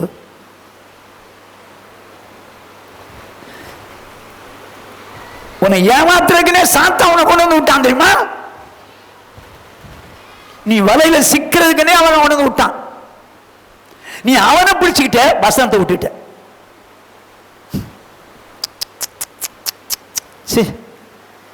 நம்ம சபை தேர்ன சபையா இருக்கும்னு நினைச்சேன், ஆனா தேஞ்ச சபையா தான் தெரியுது.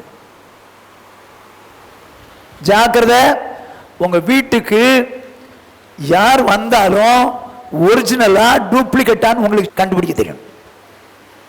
ஒண்ணு செய்யுங்க, உங்க வீட்டுக்கு யாரோ வர்றாங்க, எங்க பாஸ்டர் கேட்டுவாங்கன்னு சொல்லுங்களேன் பார்ப்போம். சொல்லுங்க பார்ப்போம், உங்களுக்கு கட்ஸ் இருக்கா? முடியுமா? இன்னும் பாஸ்டர் அவ்வளோ பெரிய ஆள, அவரை விட நான் சூப்பர், நீங்க வாங்க பாஸ்டர் கூப்பிட்டு உள்ள வைக்க போறீங்களா? உள்ள என்ன நடக்குதுன்னு எனக்கெல்லாம் தெரியாத, உனக்கு அவனுக்கு தான் தெரியும்.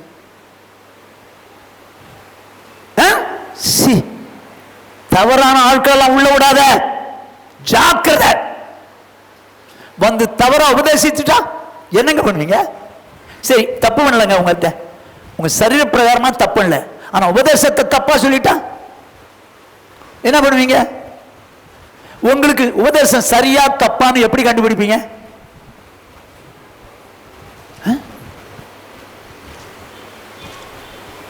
எப்படி கண்டுபிடிப்பீங்க? வசனத்தில் நீங்க தரவா இருந்தா தப்பா சொல்றாருன்னு கண்டுபிடிப்பீங்க. அதனாலதான் கண்டுபிடிக்க முடியல, அதனாலதான் கண்டவனை உள்ளே ஏத்துற. ஜாகிரதை, வேதம் என்ன சொல்லுது? அன்றியும் சகோதரரே, நீங்கள் கற்றுக்கொண்ட உபதேசத்திற்கு விரோதமாய் பிரிவினைகளையும் இடர்களையும் உண்டாக்குறவளை குறித்து. அப்போ நீங்க கற்றுக்கொண்ட உபதேசத்துக்கு விரோதமாய் பிரிவினைகளையும் இடர்களையும் உண்டாக்குறவர்கள் இருக்கிறார்கள், அவளை குறித்து எச்சரிக்கையா இருந்து அவர்களை விட்டு விலக வேண்டும். உங்ககிட்ட வந்தான், அவன் தான் சொன்னான், அவனை விட்டு விலகி, நான் சொல்லலப்பா, பவுல் சொல்றேன், விட்டு விலக வேண்டும் என்று புத்தி சொல்கிறேன் சொல்லிட்டு, அப்படிப்பட்டவர்கள் எப்படிப்பட்டவர்கள்?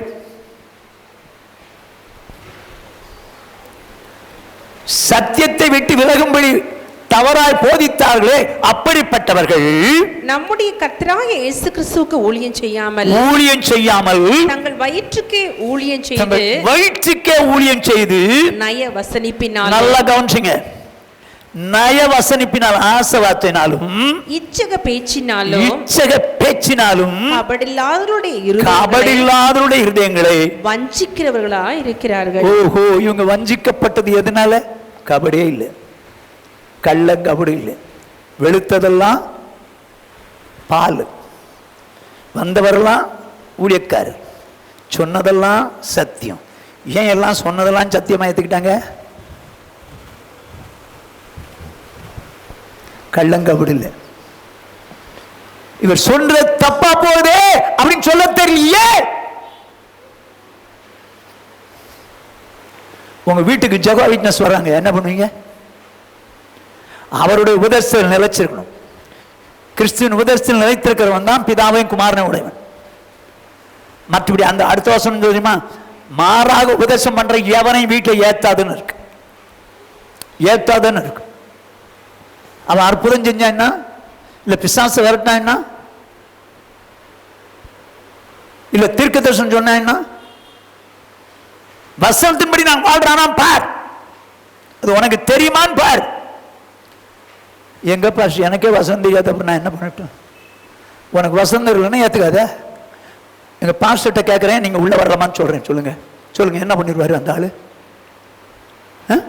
என்ன பண்ணிடுவாருங்க? என்ன, நான் 2 கேள்வி கேட்கும்போது அவர் இப்படியா ரைட்டா ராங்கன்னு எனக்கே தெரியும். அதனால நீங்கள் கற்றுக்கொண்ட உபதேசத்துக்கு மாறாக பிரிவினைகளையும் இடரல்களையும் உண்டாக்குறவளை குறித்து எச்சரிக்கையா இருந்து என்ன செய்யணும்? அவளை விட்டு விலகு. சும்மா அற்புதம் செய்யறான், அதிசயம் செய்யறான், அதனால எங்க வீட்டில் வந்து ஜெபம் பண்ணுங்கன்னு சொல்றியா? வசனம் சொல்றானான் பாரு.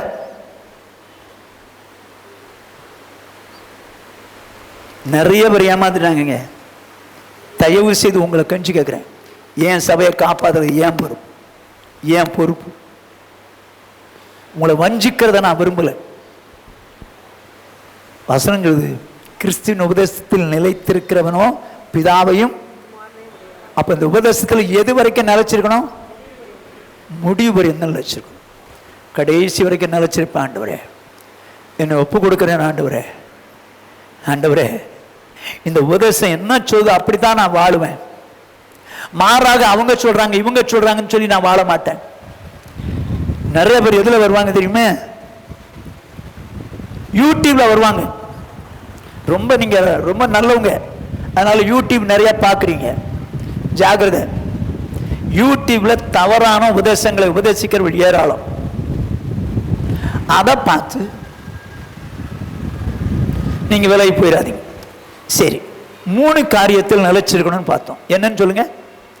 அவரில் நிலைத்திருக்கணும். First point, முடிவரை நிலைச்சுக்கணும். அவரில் நிலைச்சிருக்கணும். என்ன செய்வான்? பாவம் செய்ய மாட்டான். 2வது, அவரில் நிலைத்திருக்கிறவன் கர்த்தருடைய பரிசுத்த பந்தில் பாத்திரவானாய் பங்கு பெறுவான். 3, தேவனுடைய வசனத்தில் அவருடைய உபதேசத்தில் நிலைச்சிருக்கும். 3. 4வது, எபிரேயர் நிறுவனம். முடிஞ்சிடுச்சு, அவ்வளவுதான். 13வது அதிகாரம் 1ஆம் வசனம். சகோதர சிநேகம் நிலைத்திருக்க கடவது. என்னவா? சகோதரர் ஒருத்தருக்கு ஒருத்தர் வைத்திருக்கிற சிநேகம் நிலைச்சிருக்கணும். எது வரைக்கும்? கர்த்தர் வரும் வரைக்கும் சகோதர சிநேகம் நிலைச்சிருக்கணும். சகோதரர் ஒருத்தருக்கு ஒருத்தர் அன்பா இருக்கணும். நல்லா கவனிச்சிங்க. ராங் ரூட்ல போனா நம்ம விளைக்கலாமே தவிர, அதனால அவங்ககிட்ட அன்பா இருக்கணுங்கிறது இல்லை. அலோன்னா அலோ. சரியா? சகோதர இயேசு கிறிஸ்து சொல்றாரு, யோவான் எழுதின சுவிசேஷம்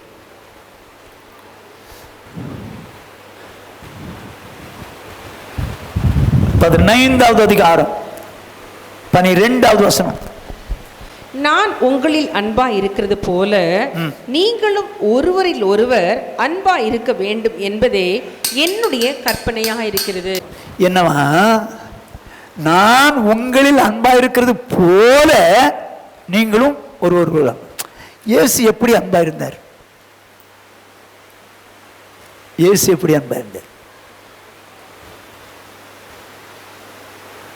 ஏன் அன்பா இருந்தார்? எப்படி அன்பா இருந்தார்? வேதத்திலிருந்து உங்களுக்கு சொல்றேன். சரியா? யோவான் 13ஆம் அதிகாரம் 1ஆம் வசனம். பஸ்கா பண்டிகைக்கு முன்னே இயேசு இவ்வுலகத்தை விட்டு பிதாவிடத்திற்கு போகும்படியான தம்முடைய வேலை வந்தது என்று அறிந்து தாம் இவ்வுலகத்தில் இருக்கிற தம்முடையவர்களிடத்தில் அன்பு வைத்தபடியே முடிவு பரியந்தமும் அவர்களிடத்தில் அன்பு வைத்தார். என்ன சொல்றாரு? தாம் இவ்வுலகத்தில் இருக்கிற தம்முடையவர்களிடத்தில் அன்பு வைத்தபடியே முடிவு பரியந்த அன்பு வைத்தார். ஏன் அன்பு வைச்சாருன்னு சொல்லுங்க.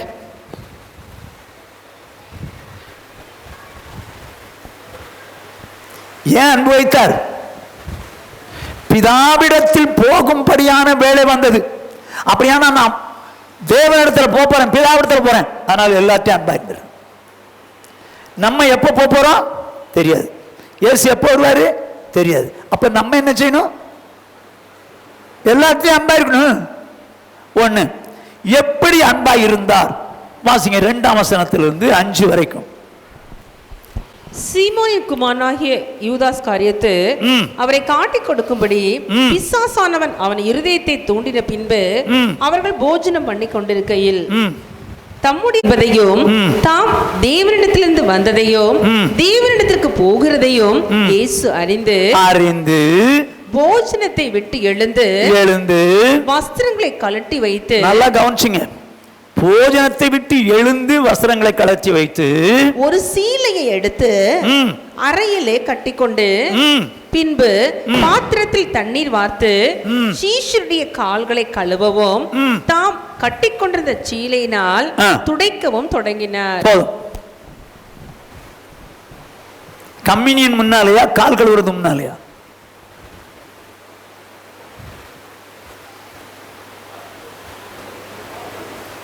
கால் கழுவுறது முன்னாலேயா? வசனத்தை சரியா புரிஞ்சிக்காம வாங்கிச்சதுக்கு சொல்ற. முதல்ல சாப்பிட்றாங்க, அப்புறம் போஜனத்தை விட்டு எழும்பி காலை கழுவுறாங்க. எங்க கால் கழுவுறது ஒரு காரியம், கம்யூனியனுக்கும் கால் கழுவுறதுக்கும் சம்பந்தமே கிடையாது. நீ சில சபையில் என்ன சொல்லுவாங்க தெரியுமா? கால் கழுவிதான் கம்யூனியன் கொடுப்போம். நாங்கள் எங்கே சொல்லுது? பல ஆண்டுகளுக்கு முன்னால் நம்ம சபையில் இருக்கக்கூடிய ஒரு சகோதரியுடைய வீட்டில் 2 சகோதரிகள், ஊழியக்கார சகோதரிகள் வந்திருந்தாங்க. அவங்க வேற சபையை சார்ந்தவங்க. நான் தற்சமயமாக நம்ம சபைக்கு அந்த சகோதரியுடைய வீடு விசிட் பண்ணுறதுக்கு போயிருந்தேன். அப்போ அந்த 2 சகோதரிகளும் கேட்டாங்க, பாஸ்டர் நீங்கள் வசனத்தை வசனமாக சொல்லுவீங்களாமே? ரொம்ப சந்தோஷம் பாஸ்டர், ஆனால் ஏன் வசனத்துக்கு மாறா கால் கழுவாம கம்மியும் கொடுக்குறீங்க? கால் கழுவிதானே கம்மியும் கொடுக்கணும், ஏன் வசனத்துக்கு மாறா செய்றீங்க? நான் சிஸ்டர், கால் கழுவிதான் கம்மியும் கொடுக்கணும். ஃபர்ஸ்ட் பர்சன் நான் தான் இருப்பேன். நான் கால் கழுவிதான் கம்மியும் கொடுப்பேன். அப்படிதான் இருக்குதா சிஸ்டர் அப்படின்னு? ஆமா பாஸ்டர் அப்படிதான் இருக்குது. வாசிங்க என்ன, அவங்களுக்கு தெரியுது. யோவான் 13:8 சிஸ்டர், ஏன் 8 வாசிக்கிறீங்க? 2 வாசிங்க அப்படின்னு வாசிக்க சொன்னேன். 2 வாசிக்கும் போது இவனை சாத்தான் தூண்டுறான். அப்பொழுது போஜனம் பண்ணி கொண்டிருக்கையில்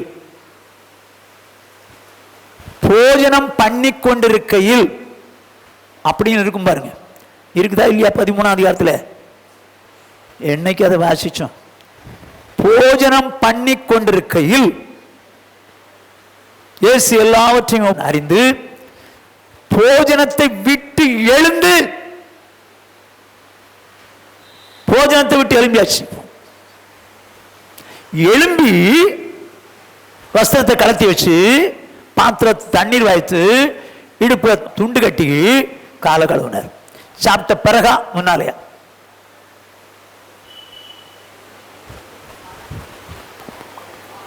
சாப்பிட்ட பிறகு. சாப்பிடுறதுக்கு முன்னால் அப்படித்தான் செய்யணும் சொல்லி சொன்னது யார்? இதுதான் கிறிஸ்துவின் உபதேசம் அல்லங்கிறது. கிறிஸ்துவின் உபதேசம் அல்ல. சாப்பிடும். நான் என்ன சொல்றேன், காலை கழுவிதான் சாப்பிடணும் உபதேசம் இல்லை. அது உங்க சபையின் ஒழுங்கு, நீங்க வச்சுங்க, அதுக்கு ஒன்றும் சொல்ல முடியாது. ஆனா அப்படித்தாங்க செய்யணும் அப்படின்னு எந்த மனுஷன் உபதேசம் பண்ணக்கூடாது. அது வசனமே இல்லை. இப்படி சொன்ன ஒன்று அந்த சிஸ்டர்ஸ், அப்ப எங்க சபையில ஏன் இப்படி செஞ்சிட்டாங்க? அது உங்க பாஸ்டர் தான் கேட்கணும். உங்க பாஸ்டர் தான் கேட்கணும். கால் கழுவி கம்மியும் கொடுக்கணும்னு அவசியம் இல்லை. ஆனா கால் கழுவணுமா? கழுவணும். அதனால தான் நம்ம வருஷத்துக்கு 2 தடவை கால் கழுவணும். வருஷத்துக்கு 2 தடவை.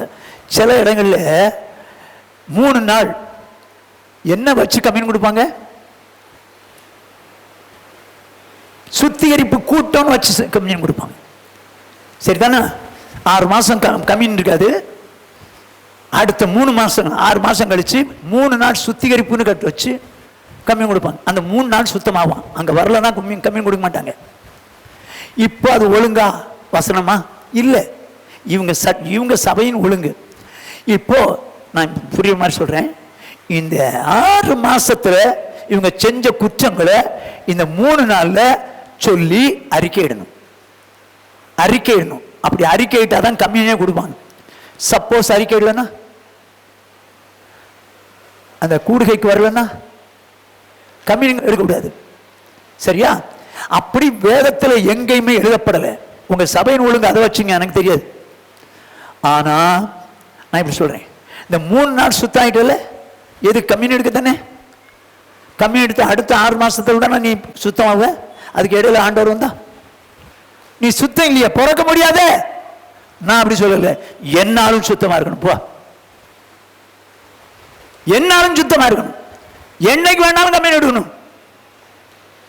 அருமையானவர்களே, நான் யாரையும் குற்றப்படுத்தவோ குறை சொல்லவோ எனக்கு ரைட்ஸ் இல்லை.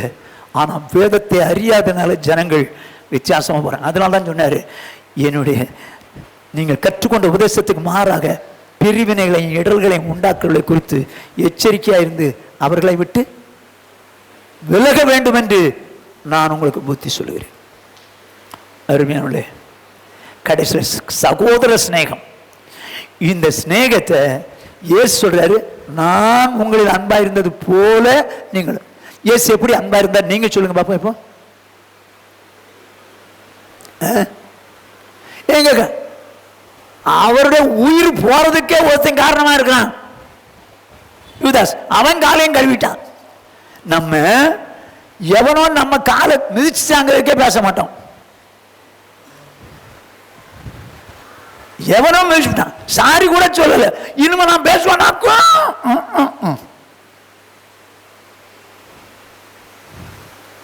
எங்க அவனால சாக போறாரு, எச்சி முகத்தில் வாங்க போறாரு, இத்தனை பாடுகள் பட போறாரு. ஆனாலும் பரவாயில்ல யூதாஸ், நான் உன்னை சிநேகிக்கிறேன், உன் காலை கொண்டப்ப நான் கழுவுறேன். என்ன மாதிரி அன்பு செலுத்திருக்காரு. இதைத்தான் சொல்றாரு, நான் உங்களில் அன்பா இருந்தது போல.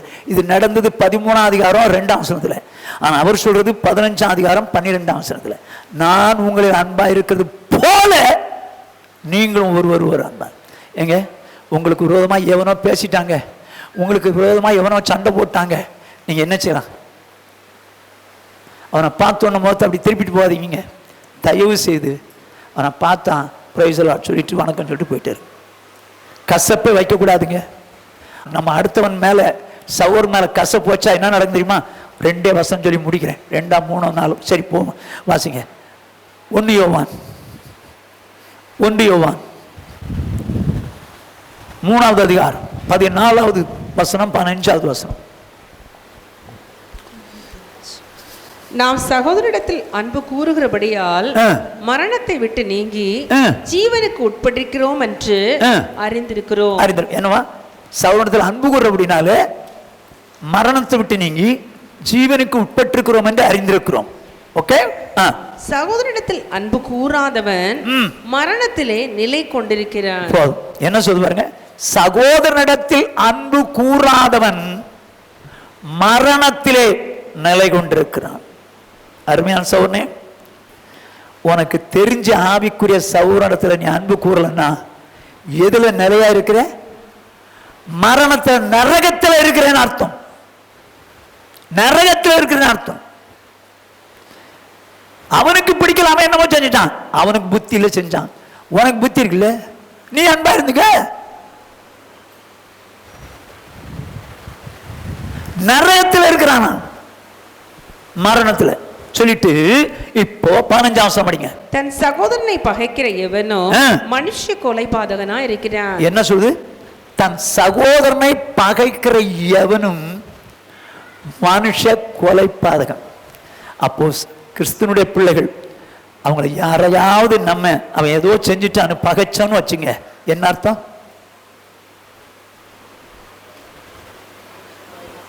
மனுஷ கொலைபாதகன். சவுன பகைச்சா கொலைபாதகன்.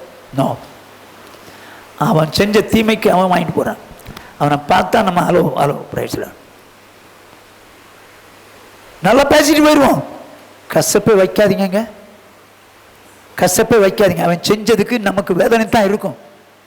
ஆகையினால அவனை பார்த்தோன்னு வேணாம் நல்லா இருக்கீங்களா போயிடும்.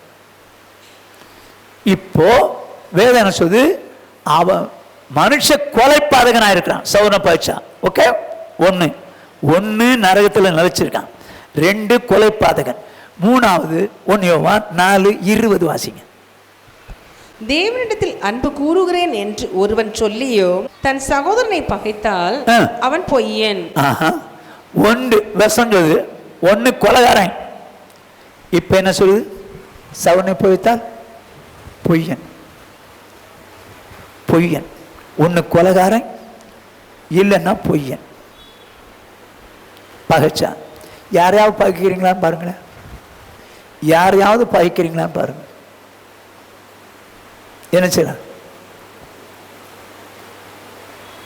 இன்னைக்கு தீர்மானிச்சுக்க, வேண்டாண்டவரே, எனக்கு சகோதரர்களை பகைக்கிற குணமே வேண்டாம்.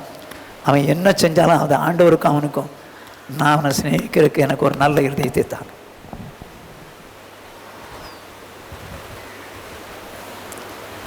இப்போ வெளிப்படுத்தின விசேஷம்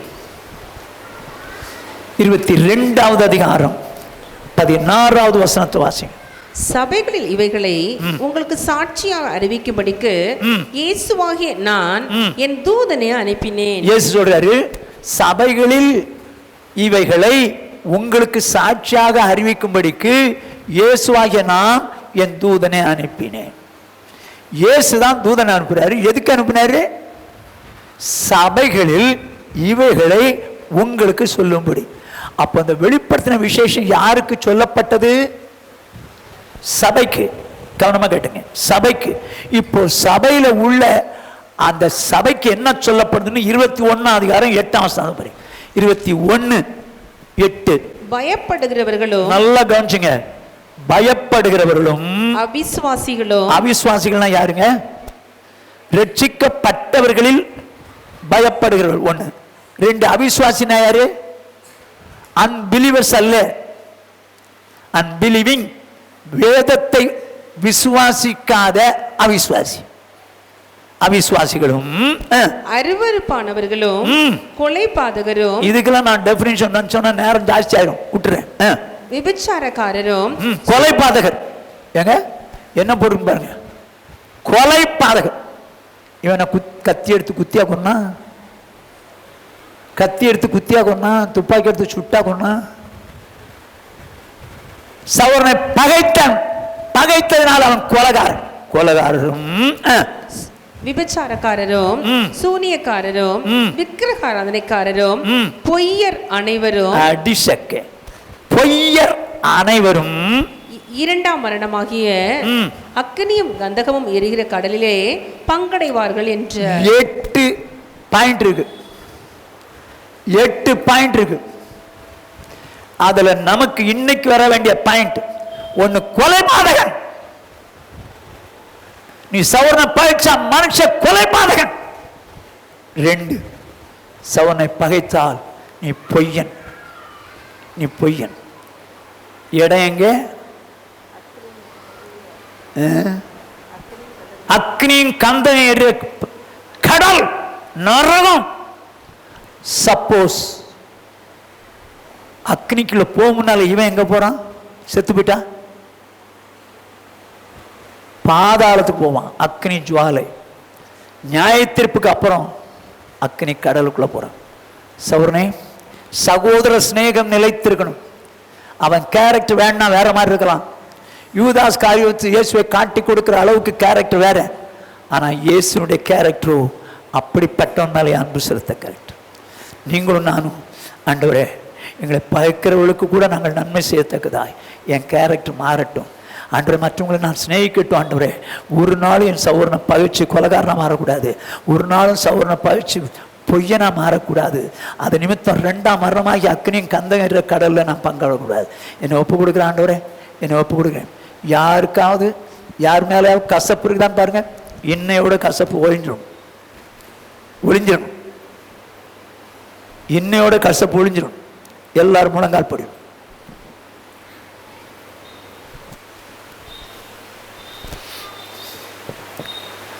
அருமையானே, முடிவுபுரிந்த நிலைத்திருக்கிறவனை ரட்சிக்கப்படுவான். ஒன்று, இயேசுவில் முடிவுபுரிந்த நிலைச்சிருக்கணும். இயேசுவில் முடிவுபுரிந்த நிலைத்திருக்கிறவன் பாவம் செய்ய மாட்டான். இயேசு வரும் வரைக்கும் பாவம் செய்ய மாட்டான். எப்படி பாவம் செய்ய மாட்டான்? வசனத்தை மனசுல வச்சு சாத்தானுக்கு எழுத்து நின்று பாவம் செய்யாம தன்னுடைய வாழ்க்கையை காத்துக்கொள்வான். 2வது, அவரில் நிலைத்திருக்கிறேன் என்று சொல்லுகிறவன் அவருடைய சரீரத்திலும் இரத்தத்திலும் பங்குள்ளவனாய் மாறுவான். அப்படியான கர்த்தருடைய பந்தியிலே பங்கு பெறுவான். ஆனால் அபாத்திரமாய் பங்கு பெறாதே. 3வதாக, கர்த்தருடைய வசனத்தில் கிறிஸ்துவின் உபதேசத்தில் நிலைச்சிருக்கணும். அதுக்கு மாறா யாராவது உபதேசம் பண்ணா கேட்காத. யூடியூப்ல நிறைய பேர் வர்றாங்க. உபதேசங்கள் மாறாக சொல்லப்பட்டிருக்கு. ஜாக்கிரதை. எல்லாரும் சொல்றது வசனம் நினைக்காதே. பவுலே சொன்னாரு, அவங்க வயிற்றுக்கு ஊழியம் செய்கிறவங்க நயவசனப்பினாலும் இச்சக வார்த்தையினாலும் உங்களை என்ன பண்ணிடுவாங்க? விசுவாசத்தை விட்டு விலகிடுவாங்க. செயல்படாத. 4வதாக சகோதர சிநேகத்திலே நிலைத்திருக்கணும். எதுவரைக்கும்? கர்த்தர் வரும் மட்டும் நாம் சகோதர சிநேகத்திலே நிலைச்சிருக்கணும். என்னை ஒப்பு கொடுக்குற ஆண்டவரே, ஒன்று இயேசுவில் நிலைச்சிருக்கணும். இயேசுவில் நிலைச்சிருக்கவன் பாவம் செய்ய மாட்டான்.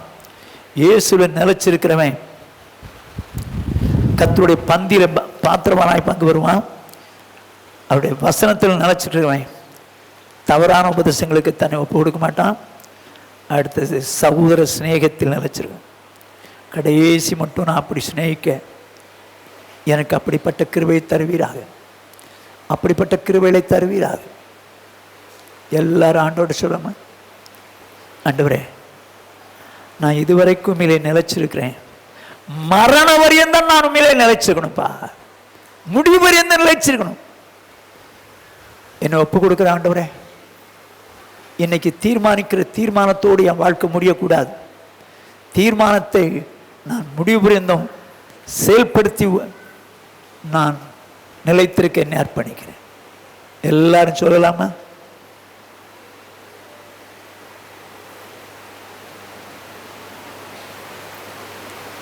ஆண்டவர்கிட்ட நீங்களே வாய்த்திருன்னு சொல்லுங்க. முடிவு புரிந்த நிலைத்திருக்கிறவனே ரட்சிக்கப்படுவான். என்ன அர்ப்பணிக்கிறேன் ஆண்டவரே.